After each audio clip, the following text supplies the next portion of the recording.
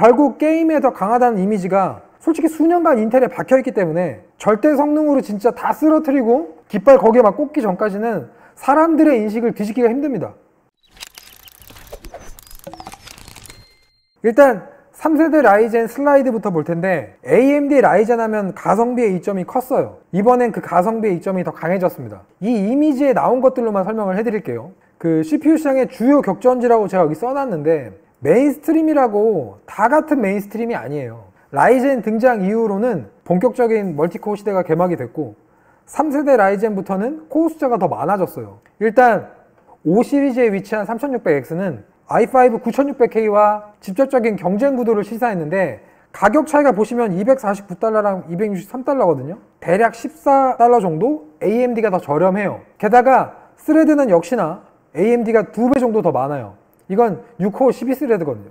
SMT 자체가 이 9600K는 빠져있는 거고요. 클록은 두 개를 나란히 비교해보면 인텔이 상대적으로 약간 더 위에 있긴 한데, 2세대 라이젠에 비하면 3세대 라이젠은 클록도 상당히 개선된 상태이기 때문에 이 9600K의 클럭이 뭐 엄청나게 차이가 난다 뭐 이런 건 아닙니다. 게임 벤치마크가 나와봐야 정확하게 알 수 있겠지만, 지금 이 슬라이드 내에서는 이것만 봤을 때는 누가 봐도 이 두 개의 어떤 대결 구도에서 3600X가 조금 더 유리해 보이는 건 사실이에요. 자, 다음 7시리즈 3800X랑 9700K가 경쟁을 하게 돼요. 여기가 거의 가장 많은 싸움이 벌어질 어떤 핫플레이스입니다. 사실 지인들한테 조립 견적 의뢰받거나 게임용 PC 견적 언급할 때 가장 높은 선호도를 보이는 게 이 7시리즈거든요 7시리즈예요 9시리즈는 사실 메인스트림 치고는 너무 비싸고, 이건 너무 비싸요 사실. 그렇다고 5시리즈에서 이 7시리즈, 그러니까 7시리즈로 올라갔을 때는 가격대의 차이가 욕심 좀 내볼 만한 뭐 그 정도 수준이거든요. 근데 이 9은 정말 컴퓨터 좋아하는 마니아들이나 또는 그 많은 코어 다 활용하려는 목적이 있다거나 뚜렷한 용도가 있는 분들한테 국한이 되는 그런 라인업이에요. 어쨌든 7 시리즈에서도 5 시리즈와 비슷한 양상이 이어지는데, AMD는 2배의 스레드를 제공합니다. 9700K에 비해서 3800X가. 그리고 7 시리즈는 두 가지가 있는데, 3700X는 여기서 가격에 초점을 둔 제품이고요. 3800X는 가격보다는 성능에 초점을 맞춘 제품이에요. 물론 이 5 시리즈에 비해서 경쟁력이 살짝 떨어질 수 있는 게 클록 차이가, 여기서 5 시리즈 때 200MHz에 비해서는 여기서는 2배 수준의 격차가 나타납니다. 3800X랑 9700K랑 클럭을 비교하면 400MHz, 그러니까 즉 0.4GHz 정도의 어떤 클럭 차이가 나타나요. 0.4GHz라는 게 뭐 해석하기 나름인데, 뭐 겨우 0.4GHz 차이라고 말씀할 수도 있겠지만, CPU의 클럭은 사실 상당히 중요한 부분이에요. 이 깡클록 성능은 코어의 개수만큼이나 중요한 부분입니다. 그리고 더 솔직히 얘기 드리면, 우리가 여지껏 AMD에 느껴온 아쉬움 중에 하나였어요. 이 깡클럭이란 게.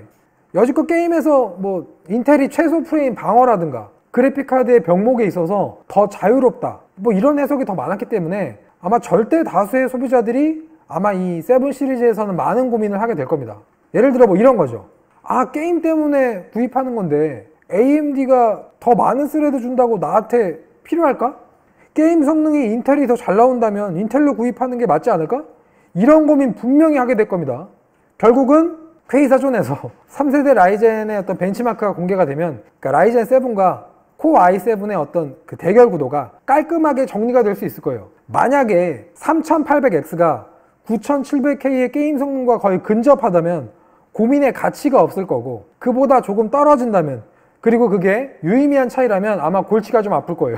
이건 브랜드를 떠나서 결국 게임에 더 강하다는 이미지가 솔직히 수년간 인텔에 박혀있기 때문에 절대 성능으로 진짜 다 쓰러뜨리고 깃발 거기에 막 꽂기 전까지는 사람들의 인식을 뒤집기가 힘듭니다.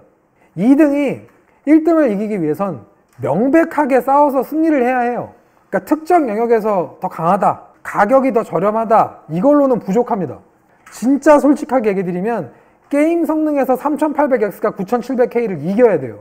예를 들어 뭐 제가 아난드텍 리뷰어처럼 건축학적인 개념에서 제품을 보고 발전 가능성이니 뭐 영향력이니 그런 거 다 필요 없어요.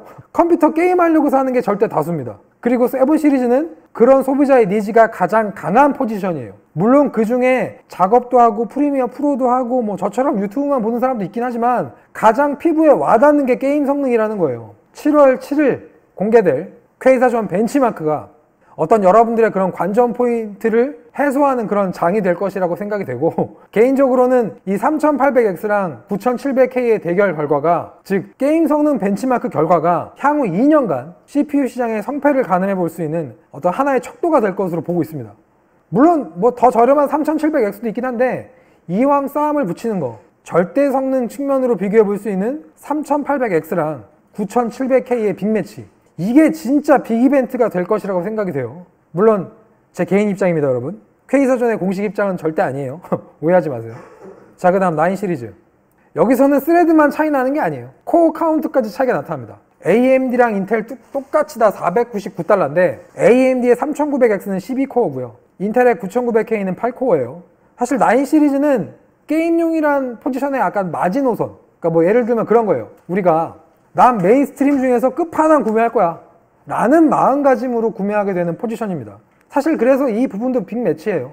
만약에 AMD가 주장한 대로 게임 성능이 큰 폭으로 개선이 됐고 인텔보다 더 나은 프레임이 나오는 그런 게임 타이틀이 여러 개 확인이 된다면 여기서도 이 벌스 구조에 대한 고민이 사라질 수 있어요. 가격이 똑같은데 코어가 더 많고 게임 성능까지 잘 나온다면 고민의 이유가 없어요. 8코어랑 12코어인데 게임 성능이 12코어가 더 나와요. 가격이 똑같고 고민이 필요합니까? 게다가 12코어라는 포지션은 인텔로서는 HDT에서나 가능했었고 인텔의 HDT 포지션 중에서도 LCC가 아니라 HCC에서나 볼 수 있었던 그런 코어 카운트예요. 물론 아직 소개도 안 한 3950X까지 더해져서 16코어까지 나타났으니까 전에 제가 이야기한 대로 인텔의 HDT 라인업의 전면 수정은 불가피한 상황이에요. 그리고 이런 CPU들이 메인스트림에 등장한다는 건 메인스트림의 영역이 보다 넓어진다는 것을 의미합니다. 분명 인텔도 이후에 이런 대응을 안 할 수가 없을 거고 결과적으로 시작은 AMD의 12코어, 16코어 메인스트림 진입이었지만 이후엔 인텔도 비슷한 코어 카운트를 갖춘 제품이 메인스트림으로 등장할 가능성이 충분히 있습니다. 그럼 이거 누구의 공일까요? 지금 이렇게 상황을 만들어준 어떤 누구의 공일까요, 여러분? 네. 인정해줄 건 인정해줘야 돼요. AMD가 라이젠을 통해서 CPU 시장에 복귀하지 않았다면 우리의 선택지는 항상 인텔뿐이었을 거고요. 그 경우에 이렇게 많은 코어를 볼 수 없었을 거예요. 뭐 언젠가는 볼 수 있었겠지만 라이젠 덕분에 그 시간이 조금 앞당겨진 셈입니다. 자, 이제 디테일하게 3세대 라이젠의 면면을 한번 살펴보도록 하겠습니다. 스크롤 내릴게요. 싱글 스레드 이야기입니다. 싱글 스레드의 비약적인 발전, 주역은 공정 미세화. 네.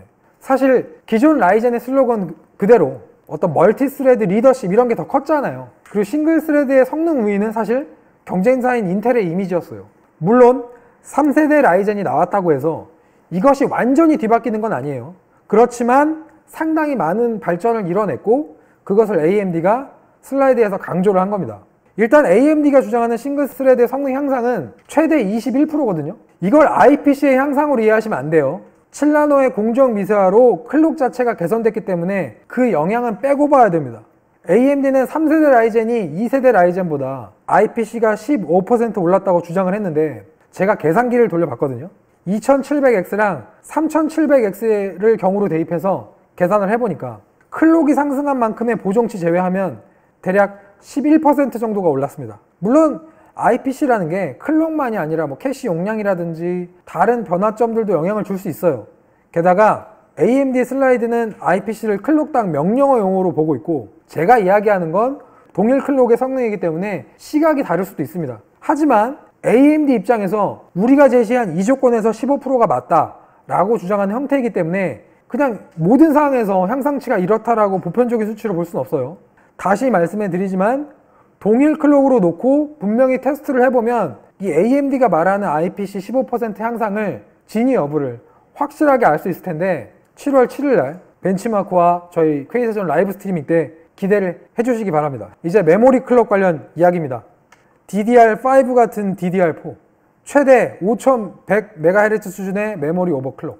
제가 저번 방송에서 4000 정도는 무리가 없고 4400 제품까지도 출시가 될 것이라고 언급을 해드린 적이 있어요. 근데 AMD의 공식 슬라이드에서는 무려 5100이 나왔습니다. 수치적으로는 뭐 거의 DDR5예요.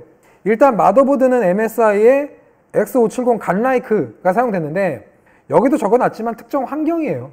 간라이크가 일단 어떤 마더보드냐면 일반적인 HDT 라인업의 마더보드들보다도 가격이 비싼 제품이에요.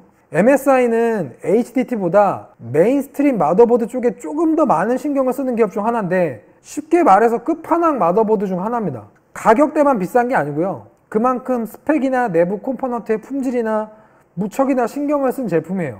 어쨌든 결국 이런 마더보드가 아니라면 5100이라는 걸 일반적인 수치로 볼 수는 없어요. 상징적인 수치라는 거예요, 여러분. 그리고 이런 메모리 클럭이 가능하게 된 뒷배경을 살펴보자면, 첫 번째로 AMD가 3세대 라이젠의 메모리 컨트롤러 디자인을 재설계했다는 점입니다. 그리고 두 번째는 X570 마더보드에 메모리 오버클럭 최적화를 적용했다는 거예요. 여기서 한 가지는 긍정적이고 한 가지는 부정적이에요. 메모리 컨트롤러 재설계가 긍정적인 부분인데, 사실 라이젠 쓰시던 분들, 지금 아마 저희 시청자분들 중에 라이젠 쓰고 있는 분들도 계실 텐데, 자, 이제 솔직해집시다. 제일 가슴 아프던 부분 아닙니까? 메모리 컨트롤러.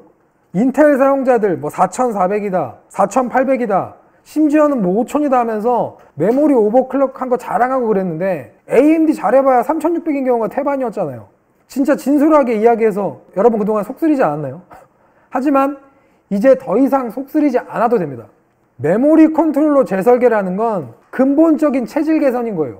가장 중요한 부분이었고 가장 취약한 부분이었고, 라이젠에서 가장 아쉬웠던 부분이 달라진다는 이야기예요. 그리고 두 번째, X570 마더보드 최적화는 사실 이게 부정적인 이야기예요.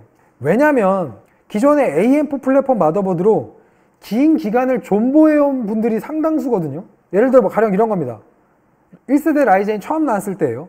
X370 마더보드 비싼 거 사서 젠2까지, 그리고 젠2 플러스, 젠3까지 존버해야지, 이 마더보드로 2020년까지 계속 써야지, 이런 분들 상당히 많았거든요.